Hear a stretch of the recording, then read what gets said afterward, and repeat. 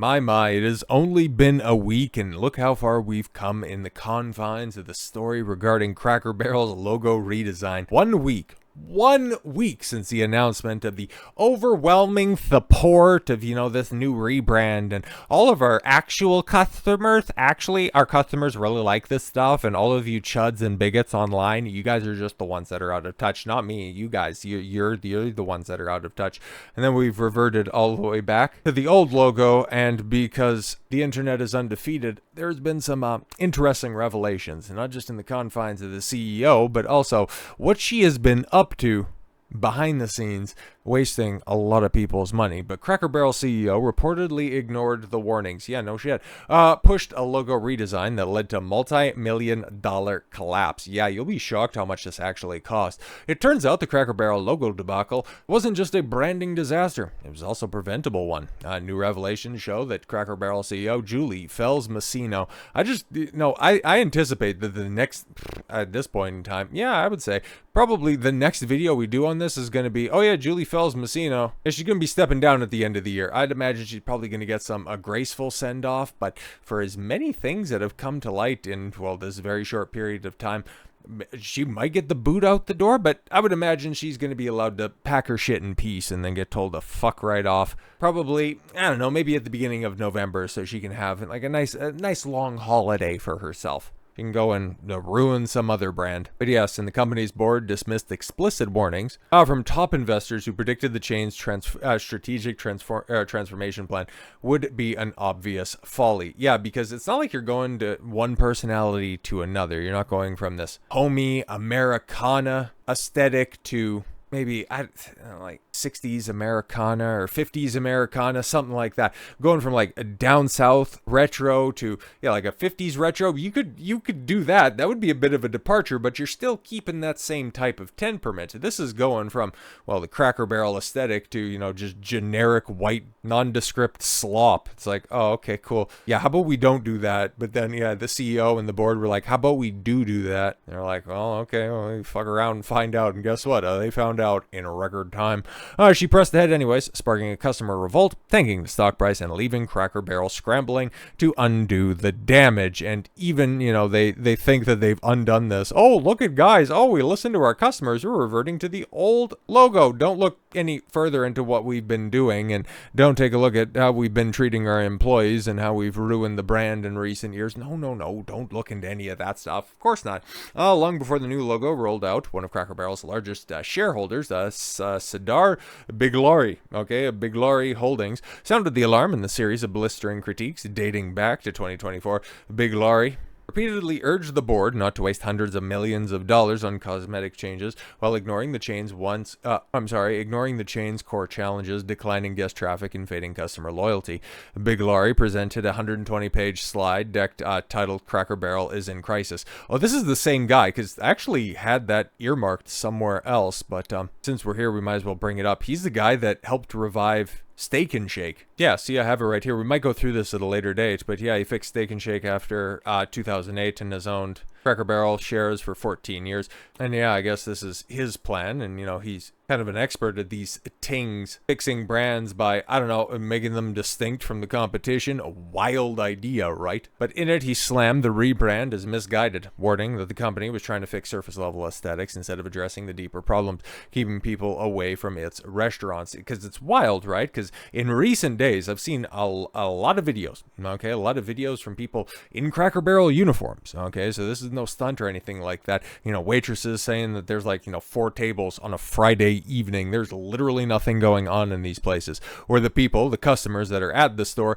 banging biscuits off the table. Not even cracking the bitch. It is just atrocious food. Nobody's going there, and it's all just this, generic, sterile environment. Why aren't you fixing that? I guess they thought that they did by going, we'll just, slap a new coat of paint on it, white coat of paint, and we'll just put up a new sticker.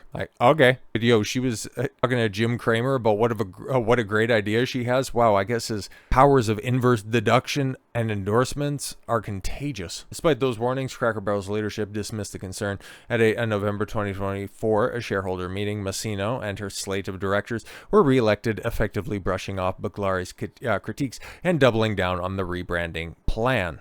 So it's interesting, right? Everybody's wondering, okay, Cracker Barrel, you got the attention of everybody. What are you going to be doing now? What is your road ahead? Well, first and foremost, you kind of got to clean up your image.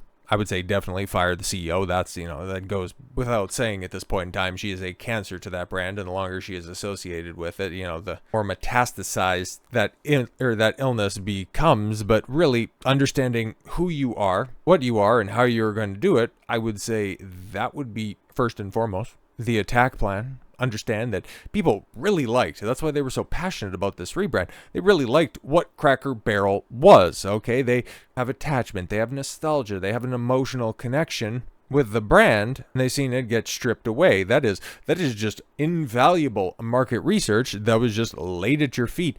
Turn this L into a W by just doing something simple like that. You know what your customer base is. The media was telling you time and time again all of this mega outrage. So yeah, okay, cool. Even if you want to give them that, which just trying to give the mega crowd way too much credit for stock market fluctuations. I mean, if you're going to give it, we'll just go ahead and take it. But what do you think would do right by them and play that hand? And I guess they're doing that, but it's a little bit different, and it is in fact emblematic of what the wider industry, actually what many other corporations, not just in the restaurant industry, not just in the entertainment industry, are doing. They're not so much getting unwoke. They're not unfucking themselves in that respect. They're not ditching DEI because, oh my god, my Trump executive orders, that is the dumbest shit going, but I digress. But Cracker Barrel, a website, erases DEI and pride messaging after a logo return. Yeah, no, they'll get rid of that stuff, but they won't stop funding this stuff, and they won't stop promoting it, and they'll just go ahead and call it something differently. What is it? Paramount, when everybody, when that merger with Skydance was going through, oh my god,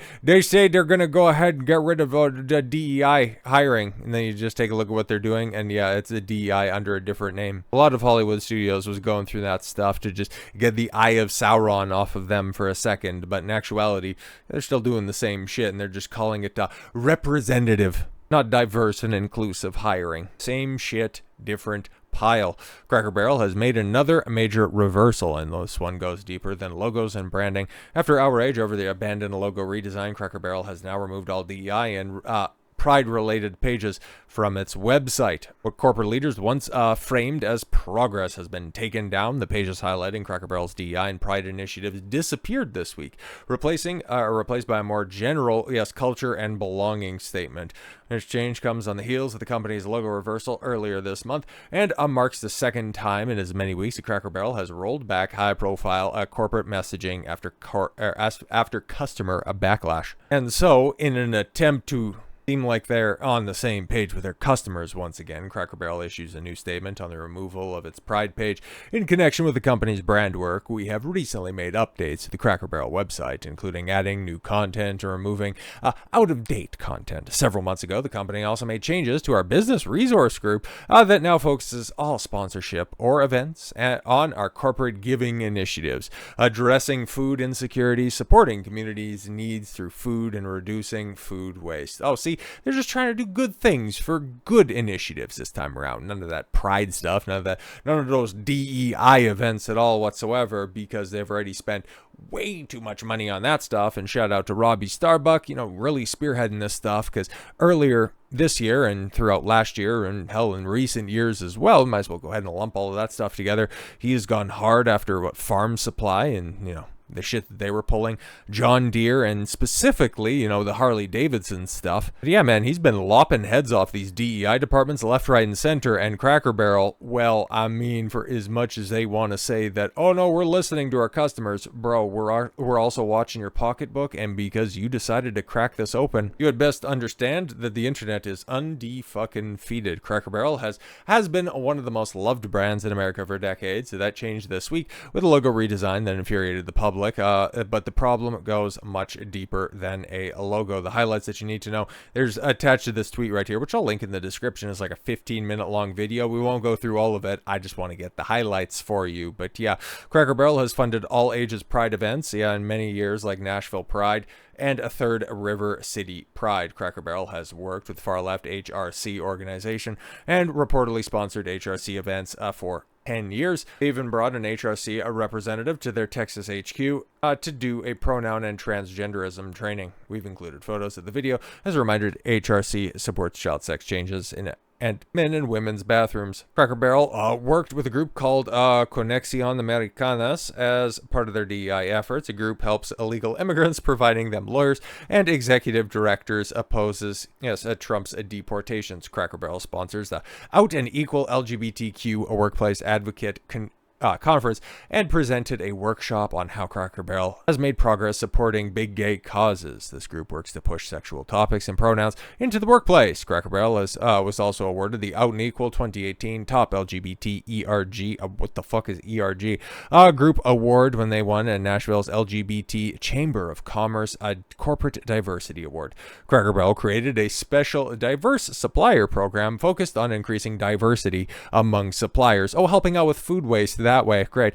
To most people, this just reads as less white people. Well, that's always, whenever you see diversity, that's exactly what they're saying.